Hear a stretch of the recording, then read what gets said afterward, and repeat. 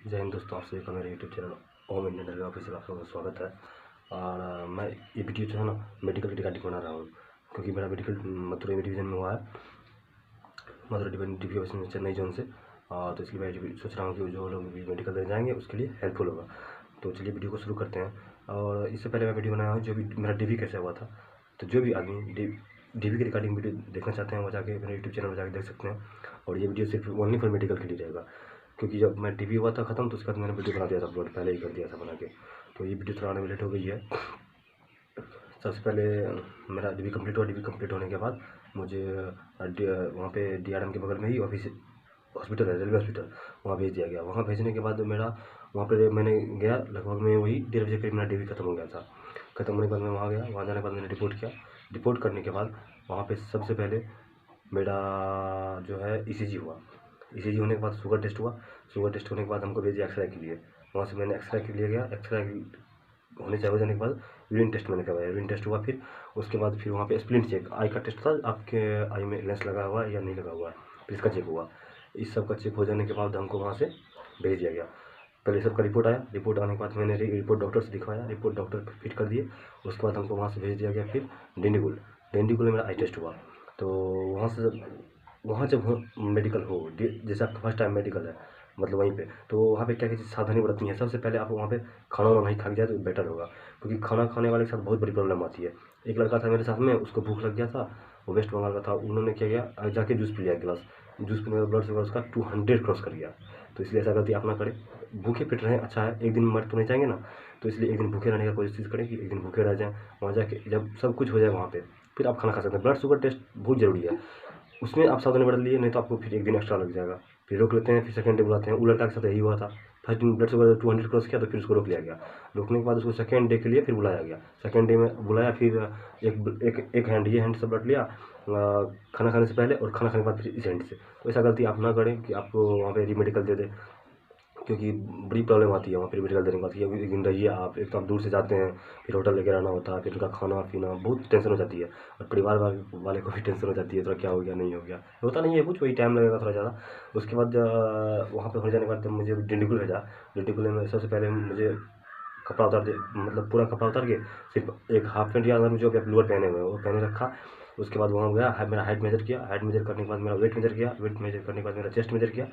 उसके बाद फिर मुझे बैठा दिया गया डॉक्टर के बगल में। डॉक्टर जैसे कि डिस्टेंस चेक करने के कारण बैठाने के बाद छोटा पहले नियर विजन चेक किया।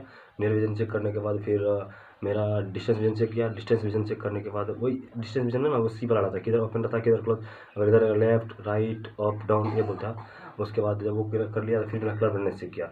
कलर ब्राइटनेस में ना 3-4 तरह का चेक करता है, जैसे कि एक पतला लेंस लेजर लाइट निकलता है, लाइट लेजर जैसा लेजर वाला लाइट निकलेगा। फिर उसके उसमें आपको देखना है कौन सा कलर है, रेड है, येलो है, फिर ग्रीन है, ये 3 कलर का दिखाता है, ऑरेंज कलर का। ये सब दिखाने के बाद फिर मुझे बड़ा लाइट भी दिखाया गया। बड़ा लाइट भी दिखाने के बाद जब दिखा दिया उसके बाद फिर डिस्टेंस में बहुत टाइम लगा चेक करने में। बहुत अच्छा से चेक करता है डिस्टेंस विजन यहाँ पे, लेकिन यहाँ पे हिंदी थोड़ा कम समझते हैं वो लोग। तो डॉक्टर लेकिन समझते हैं हिंदी, वो बाकी स्टाफ सब है ना वो थोड़ा कम समझते हैं हिंदी। इसलिए कोई वैसे दिक्कत तो नहीं होगा कोई आप लोगों को। सब कुछ हमें बता दिया जाता है, ऐसे करो ऐसे करो, ये सारा सब समझ जाएंगे। बात नहीं भी समझेंगे फिर भी सारा समझ जाएंगे, भाषा नहीं समझने के बावजूद भी। फिर वहाँ से मेरा डिस्टेंस विजन, अब सी वाले को ना वो एक ही चीज़ वाले को उल्टा पुल्टा करके इधर उधर इधर उधर करते रहते हैं ताकि बेचारे फंसे।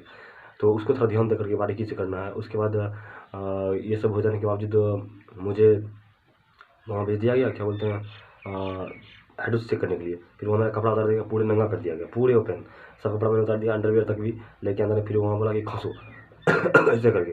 तो खांसे तो फिर बोले कि फिर लेफ्ट हो, सीधा सीधे तो पहले उसके बाद लेफ्ट हुए कोना कोनी, फिर इस ऐसे होने के फिर बोले खांसो, फिर खांसे। तो बोले ठीक है आ जाओ। निकल के बाहर आए, फिर बोले कपड़ा पहन लो, कपड़ा पहन लिया मैंने। उसके बाद फिर डॉक्टर साहब बोले कि जाओ साइड में खड़ा हो जाओ, वहाँ पे जहाँ पे डिस्टेंस चेक करता था ना, आई का जो बोर्ड लगा रहा था उसके बगल में मुझे खड़ा कर दिया गया। और बोला कि मैं एक कान को आप ऐसे करके बंद करो, और मैं अक्षर जो जो बोलूँगा ना उसको आपको रिपीट करना है, आपको ये टेस्ट था कि ठीक है कि नहीं है। फिर ऐसे करके कान को बंद कर लिया गया, एक कान बंद किया जाए और दूसरे कान से फिर सुनना था। तो उधर मैडम रिपीट करती थी, जैसे 1 स्लो से बोलती है, 5 19 20, बस ऐसे करके। उसके बाद फिर एक कान को बंद इस कान को बंद करके फिर इस कान से सुना जाता है। फिर बोलते हैं कुछ वो उनका मन जो होगा वो पूछ लेंगे, जैसे कि हमको पूछ लेते क्या तुम सुनते हो, तो मैंने बोला क्या तुम सुनते हो, आराम से बस हो गया। वही चेक करते हैं थोड़ा दूर जाने के बाद। उसके बाद फिर जब ये सब हो जाने के बाद फिर हमको बैठाया गया। बैठाने के बाद फिर मुझे चश्मा दिया गया। फिर अजब टाइप का चश्मा था, एक था इस चश्मा में, एक था रेड कलर, एक था ग्रीन कलर, इस आँख में ग्लास बना हुआ था। तो वो लगाने के बावजूद फिर हमको पढ़वाया गया और वहाँ पे कलर ब्लाइंड्स के लिए चेक किया गया कि मतलब उसका जो सिंबल होता है वो कैसे चलता है, ग्रीन जल रहा है लाइट उसका, या फिर येलो जल रहा है, फिर या रेड जल रहा है, वो सब अच्छा था। उसका फिर चश्मा को चेंज कर दिया गया, फिर दूसरा चश्मा लगाया गया। पहले वाला रेड वाला इसमें था, इसको रेड को अब इसमें कर दिया, ग्रीन को इसमें कर दिया, फिर इसे चेक किया। फिर इसे चेक करने के बाद उसको वेरीफाई कर लिया, चेक करके तब बोला कि ठीक है तुम बाहर जाके वेट कर सकते हो। फिर मैंने बाहर आया, बाहर आके मैंने लगभग ये 10-15 मिनट वेट किया। मेरा थर्ड नोट लगा हुआ था, तो वेट किया। वेट करने के बाद फिर बुलाया हमको अंदर, फिर मैं साइन कर दिया। फिर साइन किया मैंने उस फॉर्म जो मेमो जो था ना, मेमो पर मैंने साइन किया। मेमो पे साइन करने के बाद उसके बाद फिर वहाँ पे साइन विथ डेट के साथ करवा लेता है। फिर बाहर फोल्डर, फिर जाकर तुम बाहर वेट करो। फिर मैंने आधा घंटा जाके बाहर में लगभग वेट किया। और लड़का का जब हुआ तो मुझे 2 लड़का था, एक मेरा वहीं तमिल का लड़का था, एक हम थे। तो बुलाया गया, फिर वहाँ पे बोला कि ओम कुमार, और उसका नाम था मुतुल कुमार। तो बोला कि मुतुल कुमार ओम कुमार आ जाओ। गए वहाँ पे तो फिर बोले कि you are medically fit, you can go to town या होम। तो हम बोले मैम मैं मेडिकल स्टूडेंट। तो फिर बोला कि ए टू मेडिकल स्टूडेंट। फिर मैंने बोला थैंक यू, मैं जा रहा हूँ। फिर मैं वहाँ से निकल गया, बहुत खुशी हुई। तो लेकिन वहाँ पे जाने के बाद ना आप इस सब को बहुत सावधानी बरतें, क्योंकि वहाँ पे जब पूछ रहा है आप कौन को बंद करने के लिए बोल रहा है, अब जोर से बंद कर लेंगे सुना नहीं पड़ेगा, थोड़ा ऐसे ढीला कर ले ताकि सुनाई पड़े। डॉक्टर बताओ देखते नहीं, क्योंकि रूम अंधेरा रहता है, बिल्कुल रूम अंधेरा रहे, इसका कम से कम इसका भी फायदा उठे। बाकी बात तो जो होगा होना ही है, लेकिन आप थोड़ा चालाकी करें, वहाँ कंसंट्रेशन बहुत जरूरी है। रूम पूरा अंधेरा रहता है, आप जो करेंगे डॉक्टर को दिखेगा नहीं। आप कान को बंद कर लेंगे तो डॉक्टर को दिखेगा नहीं, आप छोड़े रहेंगे फिर भी नहीं दिखेगा। हाथ ऐसे उठा हुआ रहना चाहिए सिर्फ, आप उनको थोड़ा सा छोड़ दीजिए। इससे सावधानी थोड़ा बरतेंगे तो फिर अच्छा रहेगा आपके लिए, क्योंकि वैसे प्रॉब्लम नहीं आती है। और जिस लड़का का डिंडीगुल में पर्सनल मेडिकल है ना, उनके लिए बहुत अच्छा है, क्योंकि स्टाफ सब बहुत अच्छे हैं वहाँ पे। पर वहाँ पे जाने के बाद फिर आप यही सब फॉर्म भरने देते हैं, फॉर्म भर ले, ये तो बेसिक चीज़ है। मेरे को जब आपसे फॉर्म भरवाएंगे, फॉर्म भरवाने के बाद आपको फिर लाइन में लगा दिया जाएगा। तो ऐसा करें आप, जिन जो भी लड़का का डीआरएम ऑफिस में था, रेलवे हॉस्पिटल यानी कि मदुरई में, जिनका आधा मेडिकल होता है वहाँ पे, जैसे X ray, urine test, sugar test, ECG, blood BP, ये सब चेक होता है, एक्सरे, ये सब होने के बावजूद उसको डिंडीगुल भेज दिया जाता है। जैसे OWS वाले, EWS वाले को, OBC वाले को, जेंडर वाले को। बाकी बात ST ST वाले को तो वहीं मदुरई में भेज जाता है। ये तीनों को जब भेजता है डिंडीगुल या फिर बिरदुनगर भेजता है, डिंडीगुल और बिरदुनगर, और इधर ही और एक जगह और कोई सेंटर उसका वहाँ भेजता है, मुझे पता नहीं उतना। तो वहाँ से जब भेजे तो वहाँ आकर हॉस्पिटल में ना आप 7 बजे जाकर लाइन लग जाओ, क्योंकि हॉस्पिटल 8 साढ़े 8 बजे तक खुल जाती है। अब आप 7 बजे लाइन 6 बजे लगेगी नहीं लगोगे तो फिर आपको प्रॉब्लम आएगी, नंबर बहुत ज़्यादा हो जाएगा, फिर शाम हो जाएगी। इसलिए यदि आप 8 बजे, साढ़े 7 बजे तक वहाँ चल जाते हैं लाइन में लगने, क्योंकि लड़का आता नहीं है। हम लोग तो 6 बजे वहाँ चल गए थे, वहाँ जाकर लाइन लगे, मेरा 3rd नंबर पर लग गया लाइन। वो मेरा 1st नंबर पर ही था, लेकिन वो तमिल वाले लड़के थे ना, तो 5 लड़के थे, वो 5 आगे चल गए, इसलिए मैं पीछे हो गया थोड़ा। तो इसलिए आप सवेरे जाएँ, वहाँ जाके लाइन लग जाएँ। लाइन लगने के बाद जल्दी हो जाएगा। फिर इस तरह से आप सवेरे वहाँ पहुँचे, बस यही मेरा कहना था। और जब भाई मेडिकल फिट हो गया ना, तो उसका मज़ा ही कुछ हो रहा है, क्योंकि 1:1 लड़का बुलाया है। आप मेडिकल में बाहर हो गए नहीं, मेडिकल फिट हो और A2 मेडिकल फिट हो, फिर आपको कोई प्रॉब्लम नहीं आती, जॉब फिक्स है आपकी। फिर आप मिठाई वाटर पे जाओ, होली खेलो, जो भी करो, बहुत मज़ा आएगा। फिर नहीं तो यहाँ से जाने के बाद ना जब कुछ प्रॉब्लम होगा तो इतना टेंशन बढ़ता है। बाहर तो लड़का को नहीं किया जाता है, लेकिन इतना टेंशन बढ़ता है, इतना टेंशन बढ़ेगा आपको कि यहाँ पे 2-3 दिन फिर रहना पड़ेगा। थोड़ा सा चक्कर हो गया ना तो 3-4 दिन रुकने लगा, क्योंकि मेरे दोस्तों का एग्मोर में था वहाँ पे, एग्मोर मेडिकल में था, उसका मेडिकल वाला था। उनके बीपी के चलते ना उनको कम से कम 5 रोज रिटर्न किया, बीपी के चलते।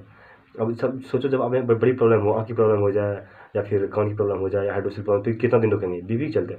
बीपी हुआ था क्या उनके साथ, पहले बार जब उनका बीपी को चेक किया गया तो 144 था फर्स्ट टाइम। जब उनका मेडिकली पूरा फुल बिल्कुल फिट था, उससे बीपी उसका बच गया था, 144 था। पर सेकंड टाइम उसको बुलाया 2 घंटा के बाद, फिर 166 हो गया। फिर बोला फिर कल, फिर नेक्स्ट डे गया, फिर नेक्स्ट डे मतलब 134 आ गया। फिर बोला नेक्स्ट डे, फिर 155 हो गया। फिर बोला नेक्स्ट डे, फिर 143 हो गया। ऐसे करके 4-5 रोज चला था उसका। उसके बाद फिर जाके उसको यहाँ से रेफ़र कर दिया गया, एग्मोर से रेफ़र पेराम्बूर किया गया। पेराम्बूर में जाके उनका मेडिकल चेकअप हुआ, फिर वो चेक किए, फिर बोले कि ओके सब फिट है, फिर वो आया बेचारा। तो इसलिए आप ये छोटी छोटी गलतियों ना करें, और बहुत ही सावधानीपूर्वक रहें आप। जब तक ब्लड शुगर का टेस्ट नहीं होता आप कुछ भी ना खाएं तो बेटर है ना। खाना खाएंगे तो कोई दिक्कत नहीं है, लेकिन कुछ खाएं नहीं तो और बेटर रहेगा, क्योंकि एक दिन में तो कुछ हो जाने वाला है नहीं। इसलिए आप सावधानी बरतें सब चीज़ के लिए। बस बाकी बात और क्या बोलेंगे। बस यही सब चीज़ें। उसके बाद फिर अपना अब देखिए वो जल्दी ही आने वाला है, क्योंकि कल जाके नोटिस भी दिया है, वो नोटिस दिया है कि आपका बहुत ही जल्दी मतलब अथी होने वाला है, ये ज्वाइनिंग होने वाली है, अप्रैल 1st वीक में हो जाएगा। तो फिर देखिए क्या होता है आगे। तब तक अब फिर घर पे जाइए, मेडिकल करा के आप लोग मस्ती कीजिए। फिर मिलेंगे नेक्स्ट वीडियो में। तब तक के लिए जय हिंद, जय भारत।